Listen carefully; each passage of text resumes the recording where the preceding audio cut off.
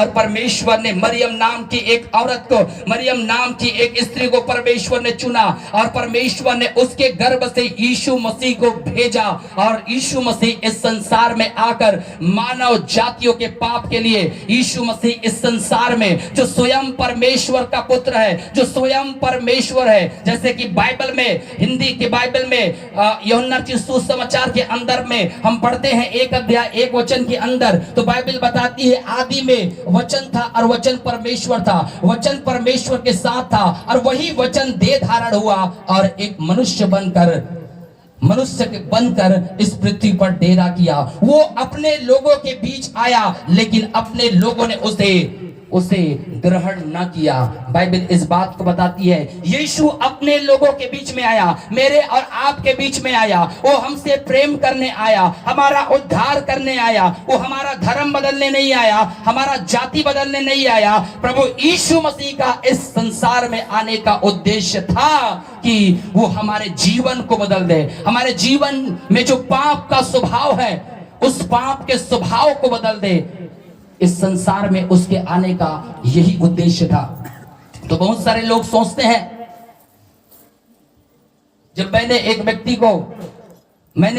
को बीते समय मैंने एक व्यक्ति को सुसमाचार सुनाया, क्योंकि मैं कभी भी कोई भी व्यक्ति से मिलता हूं तो मेरे अंदर एक आदत है कि मैं उनको यीशु मसीह के बारे में 4 शब्द जरूर उनको सुनाता हूं, 4 शब्द उनको जरूर बोलता हूं, यीशु मसीह के बारे में उनको बताता हूं। और मेरे प्रियो, एक व्यक्ति को मैंने जब यीशु मसीह के बारे में बताया कि यीशु मसीह पर आप बिलीव कीजिए, यीशु मसीह पर आप विश्वास कीजिए, यीशु मसीह आज से 2022 साल पहले इस दुनिया में मेरे और आपके पापों के लिए आया, मेरे और आपके पापों के लिए इस संसार में आया, मर गया, गाड़ा गया और तीसरे दिन मुर्दों में से जी उठा। यदि आप उसके नाम पर विश्वास करोगे तो आपको पाप से नाजात मिलेगी, पाप से आपको मुक्ति मिलेगी, परमेश्वर आपका उद्धार करेगा।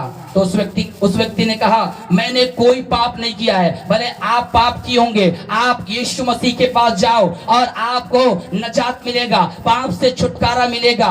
लेकिन मैंने उससे कहा, बाइबल का ये कथन है, इस दुनिया में चाहे वो कितना भी अपने आप को धर्मी ठहराने की कोशिश करे, वो व्यक्ति चाहे वो जिसने अपने मां के गर्भ से कोई भी पाप नहीं किया है, लेकिन हमारे पूर्वजों ने पाप किया और परमेश्वर की महिमा खो दी। मैं आपको बताना चाहता हूं मेरे प्रियो, कई लोगों को आज आप प्रभु के बारे में बताओगे और पाप के बारे में बताओगे तो लोग विश्वास नहीं करते और अपने आप पर घमंड करते हैं कि हम पापी नहीं धर्मी हैं। लेकिन मैं आपको बताना चाहता हूं पाप कहां से आया, इंसान पापी कैसे हुआ, मैं आपको बताना चाहता हूं। बाइबल में उत्पत्ति की किताब को हम पढ़ेंगे तो उत्पत्ति की किताब के अंदर, बाइबल के अंदर लिखा हुआ है, उत्पत्ति किताब 1 अध्याय 1 वचन में लिखा हुआ है, in the beginning the God created heaven and the earth.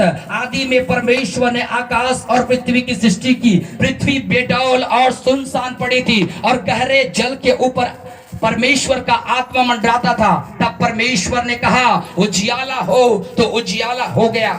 और परमेश्वर ने जब इस धरती का, इस पृथ्वी का कोई आकार और प्रकार नहीं था, परमेश्वर ने उसको आकार और प्रकार दिया, सही फॉर्म प्रदान किया और परमेश्वर ने सृष्टि को सजाना आरंभ कर दिया। परमेश्वर ने अपने मुंह के बोली के द्वारा इस धरती पर अनेक प्रकार के पेड़ पौधे उगाते गए, आकाश में उड़ने वाले पक्षियों को परमेश्वर बनाते गए, समुद्र में रहने वाले अनेक प्रकार के जीव जंतुओं को बनाते गए, परमेश्वर ने जंगलों में रहने के लिए अनेक प्रकार के जानवरों को बनाते गए। परमेश्वर ने उसके बाद क्या किया, परमेश्वर ने इस धरती पर परमेश्वर ने उजियाला देने के लिए परमेश्वर ने सूरज और चंद्रमा और तारों को बनाया। और इस प्रकार से मेरे प्रियो परमेश्वर धरती की सृष्टि करता गया, परमेश्वर इस सृष्टि को सजाता गया।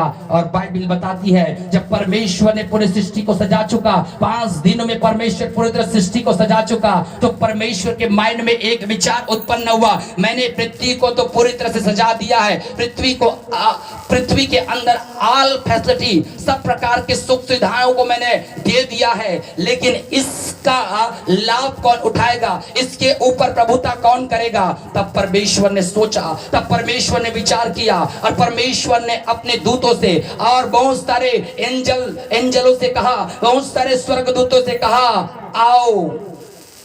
जेनेसिस की किताब के अंदर, उत्पत्ति किताब 1 अध्याय और उसके 26 वचन के अंदर परमेश्वर ने कहा, आओ हम मनुष्य को अपने स्वरूप के अनुसार अपनी समानता में बनाए। और परमेश्वर ने क्या किया, इस सृष्टि पर अधिकार रखने के लिए, इस सृष्टि पर रहने के लिए परमेश्वर ने क्या किया, इंसान को बनाने का परमेश्वर ने प्लानिंग किया। परमेश्वर ने इंसान को बनाने के लिए योजना बनाया। और परमेश्वर ने इंसान को किससे बनाया आपको पता है। परमेश्वर ने इंसान की रचना परमेश्वर ने अपने हाथों से किया। और परमेश्वर ने अदन नामक एक बगीचा था, अदन नामक एक बाग था। परमेश्वर ने वहां से मिट्टी लिया और परमेश्वर ने मिट्टी लेकर मिट्टी को अपने हाथों से साना, उसको अपने हाथों से गूथा।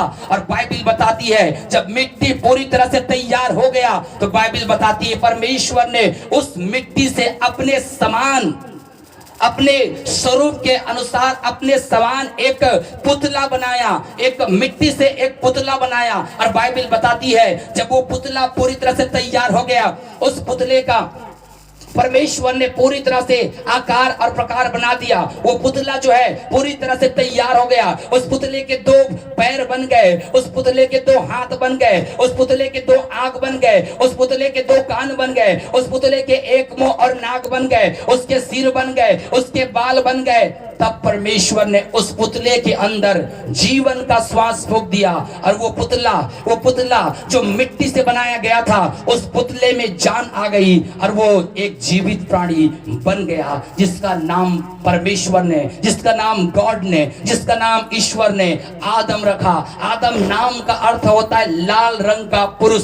और परमेश्वर ने उस आदम नाम के व्यक्ति को, आदम नाम के पुरुष को बनाकर उस अदन नामक बगीचे के अंदर रखा। और परमेश्वर ने कहा, बेटा आदम, मैंने तुझे अपने स्वरूप और अपनी समानता के अनुसार बनाया है और मैं तुझे गिफ्ट स्वरूप इस बाग को, इस बगीचे को देता हूं। और मैंने तेरे लिए इस बगीचे के अंदर सब प्रकार के सुख सुविधाएं और फैसिलिटी उपलब्ध कराई है और इस बगीचे में तू आनंद के साथ रहना।